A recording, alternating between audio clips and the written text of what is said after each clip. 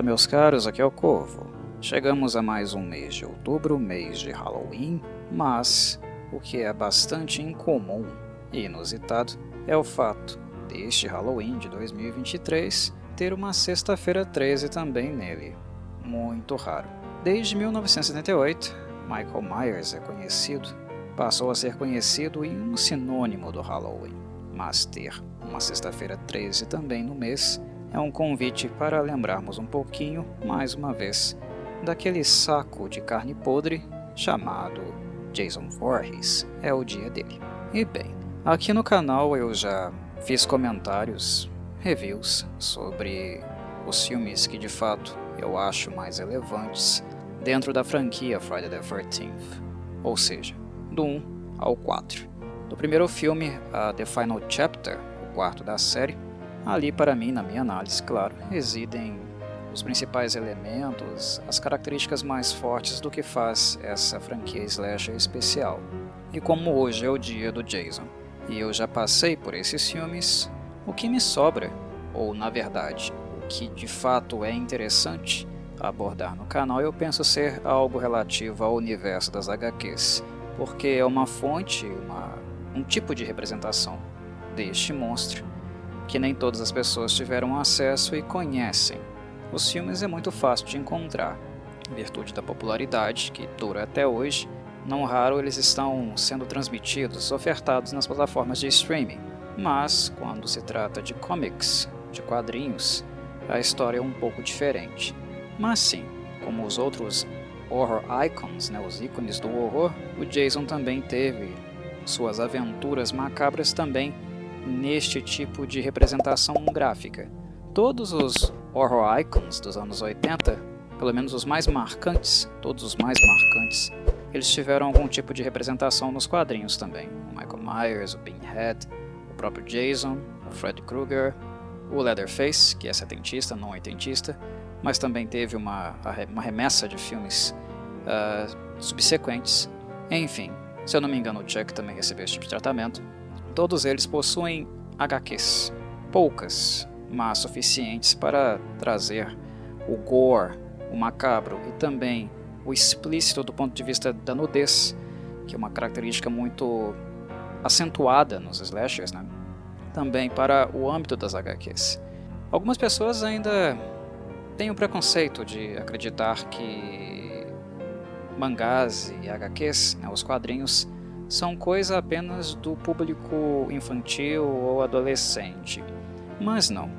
Tanto mangás, a obra, a forma em quadrinho japonesa, como a ocidental, as HQs, elas também servem a um público adulto. E em HQs de slasher, principalmente do slasher oitentista, o que não faltam são as características que são mais marcantes naqueles tipos de filmes. Ou seja, muito gore, muita nudez. Não chega a ser, digamos, algo muito explícito. Não, explícito não é, do ponto de vista sexual. Mas o gore é algo que se pode esperar e muito em HQs do Michael Myers, do Jason, do Pinhead, do Fred e por aí vai. Muito, muito gore. Essas revistinhas, elas eram vendidas a um preço baixo. Vocês notarão na arte do vídeo que a qualidade não é assim estupenda. Pelo menos as HQs do Jason não tiveram um tratamento muito bom. As artes são bem simplórias, a história é bem enxuta, também simplória, sem muitos detalhes ou muita profundidade, mas o componente gráfico sempre está presente. Naquela que eu vou apresentar aqui hoje, chamada The Abuser and the Abused, de 2008, pelo menos publicada em 2008, pela Wildstorm. Quem escreveu o roteiro foi o Joshua Hale Fialkov e o desenhista é acreditado como Andy B. Nesta em específico, a nudez não é assim tão gráfica. Normalmente, nas HQs que foram lançadas do Jason, a nudez ela é muito, muito marcante. Repito, não é algo muito explícito, mas o que não falta é peito e bunda. É tipicamente uma forma gráfica, HQ, mas que visa representar aqueles traços exagerados de violência e nudez dos slashers oitentistas. É para isso que essas revistinhas aqui servem. Curiosamente, essa aqui não tem tanto assim, embora o grau de violência não está deveras baixo. Não há tanta nudez como nas outras HQs do Jason, mas aqui ainda há um grau de violência considerável. O conceito do Jason aqui, o marco do Jason aqui, claro, é um marco mais tardio. Como se trata de uma HQ de 2008, estamos falando aqui de um Jason mais zumbilesco, um Jason mais pós-Final Chapter, né? Aquele Jason que apareceu na parte 6 e dali em diante ele foi mais, de fato, um saco de carne podre sobrenatural, um zumbizão, né? É este marco do Jason que está sendo retratado aqui. E normalmente é este marco que é retratado basicamente em todas as HQs que nós encontramos dele. Eu pelo menos não me lembro de um Jason mais old school, mais relativo às partes 2, a Final Chapter, 2, 3 e 4, no caso da série de filmes. Eu pelo menos não me lembro, faz muito tempo que eu li as HQs originalmente. Mas, como elas são mais tardias, de fato, o espectro, o conceito do Jason é um Jason mais sobrenatural, mais zumbilesco e mais troglodita também. É aquele monstrengo que, mesmo sendo um saco de carne podre, é capaz de fazer coisas muito over the top, fisicamente falando. Ele é um brucutu, né? É o que caracteriza ele. Uma falta clara de inteligência, mas que é no sentido da fatalidade, né? do nível de perigo que ele apresenta, que é compensada, no caso, pela capacidade sobrenatural e física dele. É um zumbi, mas um zumbi que, mesmo sendo um zumbi, é capaz de arrancar a sua cabeça com a mão. Esta é a marca, né? O traço do Jason zumbizão. Eu nunca fui muito fã desse Jason, não. Mas é o Jason que habita as HQs de Friday the 13th. Mas, muito bem, vamos à história. O que há aqui para ser visto, o que de fato o Joshua Hale colocou no seu texto? O que ele coloca são traços de uma violência contra a mulher. É exatamente isso. O que nós acompanhamos é a história de uma adolescente chamada Maggie, que ela está namorando um rapaz há algum tempo, pelo jeito, né? Porque a tela inicial, a HQ já abre com o cara abusando dela, batendo nela, agredindo ela. E é mais do que bater, na verdade ele está a espancando de maneira muito bruta, muito agressiva. Ele está arrebentando com a menina. E nas palavras dela, esta vez, essa ocasião que nós estamos vendo é a 23ª. Ou seja, é a 23ª vez que o cara espanca a menina. A Maggie, ela tem uma vida estudantil, ela vai para a escola. E na escola, onde supostamente profissionais deveriam identificar o problema e resolver, ir a fundo naquilo que está acontecendo com ela de fato, eles fazem exatamente o contrário. Na verdade, o que nós vemos aqui, diante de toda a violência que a Maggie sofre desse traste, que ela chama de namorado, e também sofre em casa, nós temos indícios disso, né? A gente tem alguns elementos que nos fazem perceber que essa violência continua em casa também. Ao invés de identificar o problema e atuar sobre ele, né, o conselheiro, os responsáveis na escola, culpam a vítima. É mais um episódio, né, de pessoas culpando a vítima. E é uma culpa que se estende, porque o conselheiro a culpa, na verdade ele avalia a questão, na verdade é um preconceito sobre a questão, né, porque ele de fato não fez o trabalho que precisava fazer, de averiguação, inclusive também conversando com a família, né, atuando também dentro do âmbito familiar. Ele não fez o que ele devia fazer, ele apenas culpa a menina porque há um certo tempo atrás, né, a HQ não precisa exatamente quando aconteceu, mas a mãe, né, biológica da Maggie, ela faleceu. E desde então a menina tem passado por problemas emocionais, né? Inclusive o conselheiro ele retrata, ele aponta para um episódio que ela começou a se machucar, ela começou a se ferir e fazendo também uma avaliação muito equivocada nesse sentido, porque ele diz que ela estava se ferindo porque ela só queria chamar a atenção, né? Alguém completamente despreparado para lidar com um caso como esse. Quando uma pessoa está começando a se ferir, está em um grau de adoecimento, de dor, né, de sofrimento psíquico e começa a se ferir, é um alerta gigantesco, um alerta vermelho gigantesco, e pouco tem a ver com querer chamar a atenção, né? Chamar a atenção, se chama, é apenas uma consequência do ato em si, mas alguém não se fere a si mesmo para chamar a atenção. É um erro que o conselheiro comete, encaminha a menina também para um psicólogo, mas lá no psicólogo ela não se abre, e o psicólogo aparenta também ter total desconexão com a sua carreira, com a sua profissão, porque ela o recomenda a um padre, né, e esse padre nada mais faz do que jogar a culpa toda nela. Claro, uma adolescente arredia, né, que se veste de maneira não recatada, como, né, aquele conservadorismo idiota das igrejas pregam, né, impõe a esses jovens, né, as jovens principalmente, as mulheres. Enfim, ele novamente ele culpa a vítima, né? Em momento algum, os agressores eles são colocados em questão. A culpa sempre reside nela. E isso vira uma bola de neve, porque a casa da Meg, né, há uma outra mulher vivendo naquela casa, ela tem uma madrasta, o pai dela, pelo jeito, se relacionou com uma nova mulher, possivelmente se casou com ela, vai saber. A HQ também não relata, ela não mostra isso, mas a mulher trata a Meg também como se fosse, né, um animal, né, um bicho, e nem animal, na verdade, merece esse tipo de tratamento. É um tipo de tratamento muito agressivo, muito humilhante e vexatório.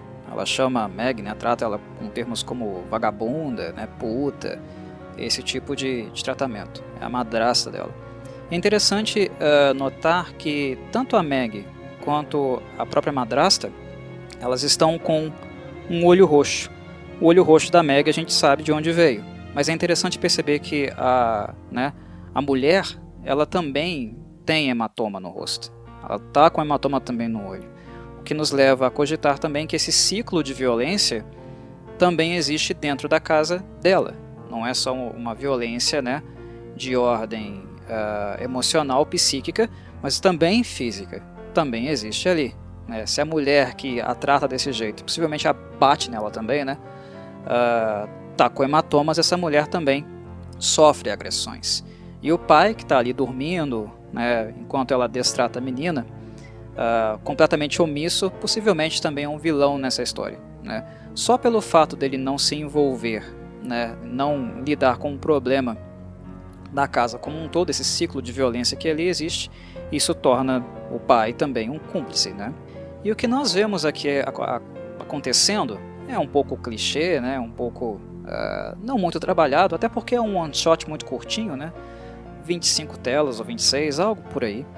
Não é algo para ser muito aprofundado, né, trabalhado extensivamente, é algo muito simplório mesmo, mas o que de fato acaba acontecendo é que toda essa violência introjetada pela vítima faz com que ela espelhe essa violência naqueles que a agridem. Se ela não tem ajuda de nenhum lugar, se ela não tem ajuda na própria casa, se ela não tem ajuda na escola, se ela não tem ajuda de profissionais da saúde, e nem mesmo de um guia espiritual, né, que supostamente deveria ajudá-la, ela não tem para onde recorrer. Então ela vai juntando, né, sendo uma pessoa completamente estourada, física e emocionalmente, até ela chegar num ponto em que ela explode. E o que entra em contato muito com essa explosão, né, simbolicamente falando, é o próprio mito do lugar, né, o contexto do lugar. É a história da própria Crystal Lake. Jason Voorhees foi uma criança que nasceu com hidrocefalia, ele era desfigurado. E do mesmo modo como a Meg não recebe nenhum tipo de ajuda, simpatia, né, as outras garotas a veem machucada e ainda pisam em cima dela, o Jason também, ele, na história do personagem, ele foi alvo de bullying. Ele se afogou por dois motivos. Primeiro, porque ao invés de cuidar das crianças, os monitores de Crystal Lake estavam, né, transando. E segundo, que as crianças também perseguiram o Jason, maltrataram ele não sabia nadar. Ele acabou caindo no lago, né, ou jogado, uma das duas coisas, e ele acabou se afogando. Essa é a história do Jason, uma história de bullying também. Né? E o Jason também é a criança que supostamente voltou, né, depois que a mãe dele, que ficou completamente traumatizada, faleceu. A Pamela Voorhees, né, a Mrs. Voorhees, como era chamada no primeiro filme, é ela a assassina daquele filme em si. Ela é decapitada pela última monitora, a última que restou, pela Alice. E depois, a partir do segundo filme, o Jason reaparece em caráter de vingança. Ele consegue o moletom que ela usava, né, uma blusa que ela usava, acho que não era moletom, acho que era de lã, e também a cabeça dela. Inclusive monta um altarzinho, coisas que vocês conseguem encontrar lá no segundo filme da franquia. Ele vinga, né, dos outros em nome dela, dos adultos, de todo mundo que vai ali fazer alguma coisa em Crystal Lake. E a chacina, né, essa continuidade acontece em virtude disso. De certo modo, esses elementos habitam o imaginário de Meg também, né, da criança, e ela é uma criança ainda, né, que perdeu a mãe, né, que todo mundo pisoteia, a machuca, a ataca, e supostamente para sair desse ciclo de violência, ela deveria se tornar, né, um agressor, um brucutu, um bárbaro, né, ela deveria assumir o barbarismo para si, porque só assim supostamente ela iria se salvar. Só assumindo o barbarismo, só se tornando o algoz, é que ela poderia se livrar desse ciclo de violência. E claro, né, para uma pessoa chegar a esse ponto, muita coisa aconteceu até ali, né? Quando uma pessoa é levada ao extremo, ela adoece mentalmente também. E claro que aqui a guria já está completamente desequilibrada. O problema desse processo, né, de internalização da violência e de refletir a violência nos outros, né, não se diferenciar, e é algo muito difícil de fato de fazer quando você está sendo pisoteado o tempo inteiro. O problema é que quando você se torna o algoz, você perde também os elementos da empatia, né, da simpatia, coisas que seriam necessárias para ela no final da HQ, né, que ela toma conhecimento disso lá no final da HQ, ela tem essa, né, isso é esfregado na cara dela de certo modo, né, que a empatia e a simpatia seriam necessárias para ela, mas diante do principal algoz de Crystal Lake, isso não existe, não reside nele, não é parte de um elemento constitutivo dele mais. Ele se tornou animalesco, algo além humano, sobre-humano, sobrenatural. Jason Voorhees não é mais um ser humano, não é alguém que sofre.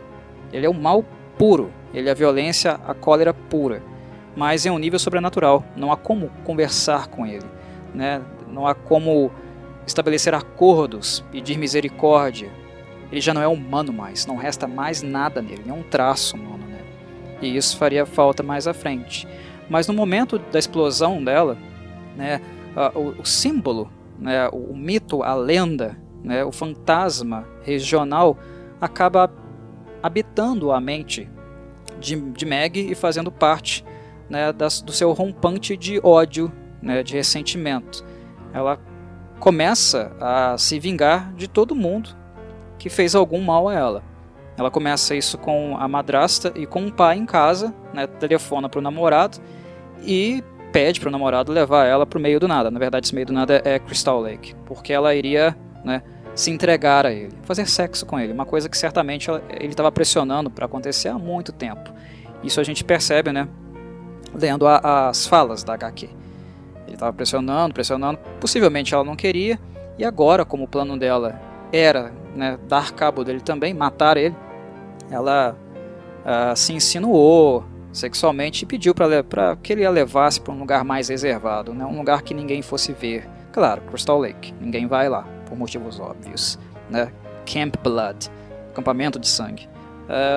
Enfim, quando eles chegam lá e ela começa a se despir e tal, né?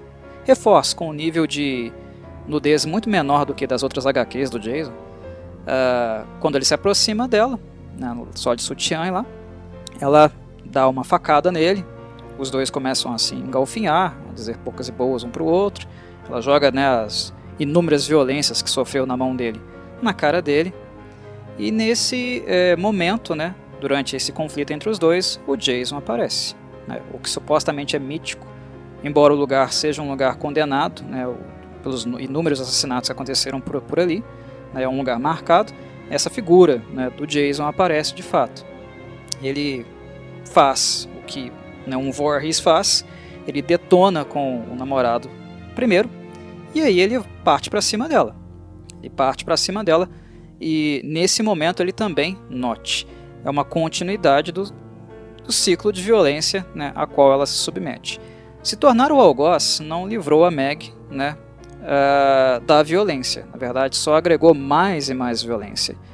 E os atos dela, mesmo que imediatamente ela poderia se sentir, né, satisfeita por se vingar daqueles que a agridem o tempo inteiro, as marcas desse assassinato, a nível mental, isso também iria fazer muito mal a ela, né, mais do que os males que ela já sofreu em algum momento.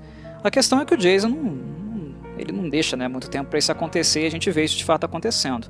Mas se caso, né, ela tivesse tempo de fato para colher os frutos desse rompante sangrento que ela acabou por perpetuar, certamente algo nesse sentido iria acontecer. A violência que ela também causou, ela também seria agredida, né, assombrada por essas coisas em um nível muito, muito profundo. Mas enfim, o Jason aparece, começa a perseguir a Meg também. Ela até que tem uma boa performance, digamos assim, contra ele. Ela consegue se defender por um tempo que é possível, né, se defender dessa coisa medonha, sobrenatural, imparável que é o Jason Voorhees, até o momento onde não há mais escapatória. E de fato essa é a cena culminante, é o momento mais interessante dessa HQ aqui, The Abuser and the Abused. Por quê? Porque quando ela não tem mais nenhuma escapatória, ela se apega ao pedido de misericórdia, né? Ela vai tentar utilizar o elemento da identificação, da própria fantasia que ela fez sobre sua própria situação de vida, como também uma fantasia, né, que ela fez em relação ao Jason, que o Jason supostamente seria alguém como ela, alguém que foi alvo de bullying, alguém que foi espancado, né, que perdeu a mãe, né, que apenas a mãe, né, o compreendia, apenas a mãe o amava, todos os outros eram vilões, né, em sua vida. Esse elemento da identificação, que na verdade é mais fantasia do que identificação, ela vai tentar, né, fazer com que o Jason, a partir daí, tenha algum tipo de simpatia com ela. A questão é essa. A simpatia, o elemento da simpatia e da empatia, deixou a personagem também no momento em que ela explodiu. No momento que ela não aguentava mais, né, e reverteu a violência que ela sofria naqueles que a agrediam. No momento que ela fez isso, desaparece o elemento da empatia e da simpatia. Esse é o primeiro ponto. Como é que você vai pedir simpatia, empatia, misericórdia para uma máquina de matar que engendra, né, a máxima do barbarismo, a máxima da violência? Ele simboliza o máximo da vingança, da agressão, né, da forma truculenta de responder à violência. Né? Quem melhor do que o Jason para simbolizar alguém que foi agredido, destruído, né, e que, como forma de resposta, né, redirecionou toda essa violência, dobrado ou triplicado, para aqueles que o agrediram, e até aqueles que não o agrediram, né, a todos que por ali passam, porque também existe aí um elemento de generalização. Não são apenas os alvos, não são apenas aqueles que me agrediram, né? Há uma generalização, todo mundo me agrediu, todo mundo que pisa em Crystal Lake, né, é inimigo, eu mato. Não tem como, né? É a primeira contradição da Meg. E a segunda é ainda mais problemática e gritante, porque ela supostamente projeta no Jason alguém que é parecido com ela. Mas o motivo do rompante, né, a explosão desse rompante aqui, né, dessa trilha de sangue que ela também começou a criar para si, ora bolas, de onde isso vem? Ela foi para Crystal Lake, ela levou o namorado dela para Crystal Lake para matá-lo. Por quê? Porque ele a agredia. Ele a agredia. Ele, de certo modo, simboliza, né, a misoginia da qual ela é alvo. Ele a agredia. Ele a bateu por 23 vezes. E ela prometeu que a 23ª seria a última. Ele é o vilão. Mas o que é o Jason, afinal? O Jason não é diferente dele. O Jason é o ideal máximo daquilo que ele é. Só que completamente nublada, perdida na sua raiva, na sua cólera, na violência que ela sofreu, ela não consegue perceber isso. É uma grande contradição. Quem é o misógino maior de Crystal Lake? É o Jason, obviamente, né? Aí alguém pode questionar, mas o Jason era criança quando ele morreu, né? Esse Jason adulto aí, né? Possivelmente ele nem sabe muito sobre, né, homens, mulheres, ele não tem interesse sexual, né? O Jason não tem questão de gênero. O Jason em si pode até não ter, mas isso pelo menos inscrito, né, na psique dele. Mas a trend, né, a slasher wave tem a questão da misoginia muito marcante. Porque eram filmes, né, dos anos 80 que a sua função era mostrar peito, bunda e massacrar mulheres. Isso é um fato histórico inegável, né? Os slashers oitentistas eram isso. Nos anos 90 isso mudou um pouco, nos anos 2000 isso passou a mudar ainda mais, e hoje em dia nós temos slashers, né, de outros que continuam sendo filmes agressivos, que continuam tendo muita violência de gênero também, mas o ponto central não era só esse, né? Eu acho que os slashers oitentistas, eles tinham essa marca, essa característica um pouco mais acentuada. Isso é fato, é brigar com a realidade, não identificar essa questão. O que mais tinham, né, nos filmes slasher dos anos 80 era a mulher sendo massacrada, né, e massacrada dos piores jeitos imagináveis. O Jason ele trucidou muita mulher, né? Ele matou alguns homens? Matou, né? Tinha os campers homens também? Claro que tinha, né? Inclusive trespassou um casal que estava na cama lá na parte 2. Os dois estavam lá assim, né, engalfiando lá na cama, lá, ele pegou uma lança e trespassou os dois no momento do ato sexual, né? Inclusive isso foi um plágio de um filme do Mario Bava, né, o Bay of Blood, um filme bem mais antigo que Friday the 13th Part 2. Enfim, ele matava homens também, mas nos slashers oitentistas o que mais tinha era mulher. O número de mulheres massacradas e assassinadas era muito maior do que dos homens. Então, querendo ou não, mesmo que o Jason tenha uma psique, ou ele teve por um tempo, né, agora esse Jason aqui é um monstro, ele não é humano.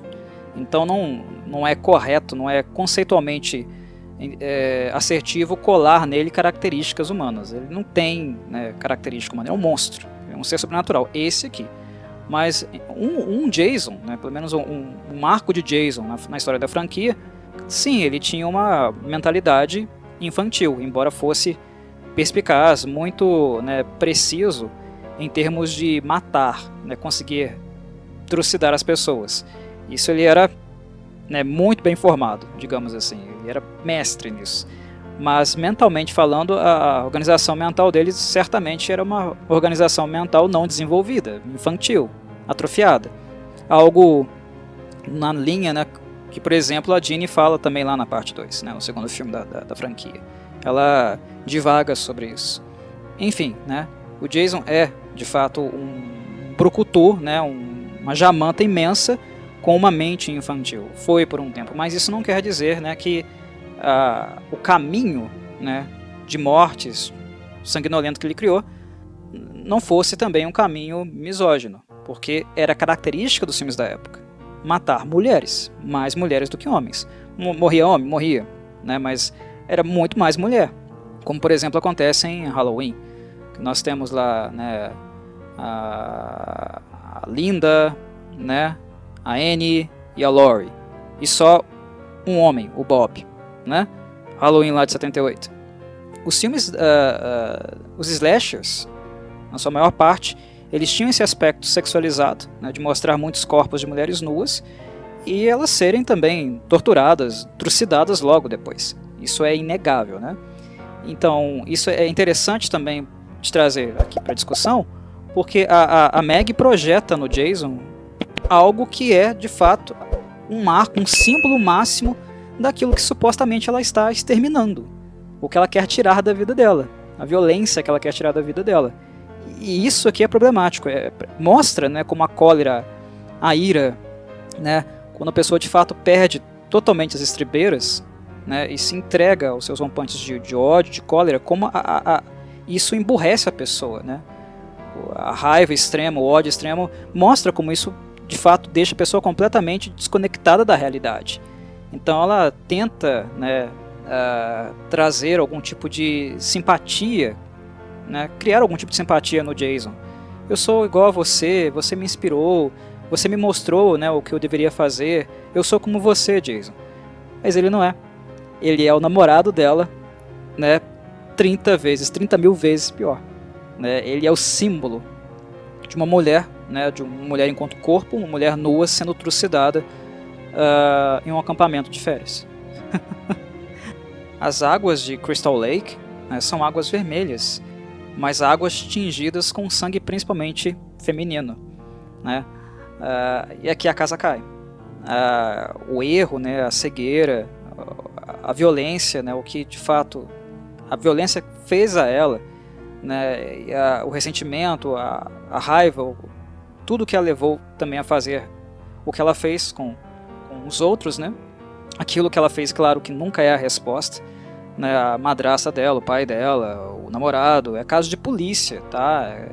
São criminosos, né? O que o orientador na escola fez também é criminoso. As pessoas devem ser julgadas, elas devem ser julgadas, condenadas diante da lei. E a vítima em si precisa de ajuda, ajuda que o orientador não deu, o psicólogo não deu, o padre não deu. Ela precisa de uma real ajuda. Ela precisava descobrir de fato que esse tipo de ajuda existe, né? Que é possível, né? E que é possível também que cicatrizes tão profundas como a dela se fechem, inclusive aquelas que não foram muito cuidadas, como as cicatrizes do luto, né? Com a morte da mãe dela. Só que ela não recebeu isso, ela não teve a oportunidade de receber isso e acabou se transformando, né, naquilo que nós vimos aqui, né, em algumas telas, por algumas horas. Quando o aspecto humano, né, o aspecto inclusive da autopreservação, volta a aparecer, ganha mais notoriedade na personagem dela, né, quando ela de fato se mostra humana, no sentido de tentar preservar a própria vida, de não sofrer mais, ela está diante de um monstro, que ela vislumbrou, que ela projetou um ser humano sofrido, mas o Jason não é isso. Ela está completamente equivocada, né? E um equívoco que, no caso, com o Jason em Crystal Lake, é um equívoco que você tem uma vez só. É um erro que você tem uma vez só, não há segunda chance. É assim, né? Com a tela final, que vocês podem ver aí no vídeo, né? Que eu apresentei aí em cena, em tela. A Meg... Enfim. A imagem diz por si só. Muito bem, então é isso, né? São esses elementos que nós podemos encontrar, conversar, pensar dentro deste one-shot chamado The Abuser and the Abused. Uma das várias HQs do Jason. Elas não são de boa qualidade, né? Tanto graficamente como textualmente, elas não são muito boas, não. Eu acho que são mais ricas as meditações, discussões, né? O trabalho que a gente faz de tentar pensar um pouquinho para além do que a gente vê. O que a gente faz, esse movimento de pensar, é muito mais rico do que as HQs em si. Mas para aqueles que gostam do Jason, gostam de celebrar, né, inclusive a sexta-feira 13, se lembrando dele, uma boa pedida, dar uma olhadinha nas HQs do Jason, que, novamente, eu digo, não é para criança, tá? Quem for ler essas coisas aqui, não fica com a criança por perto não, e não acha que é revistinha não, viu? De criança não, porque não é conteúdo para adulto. Um abraço a todos e saudações corvides.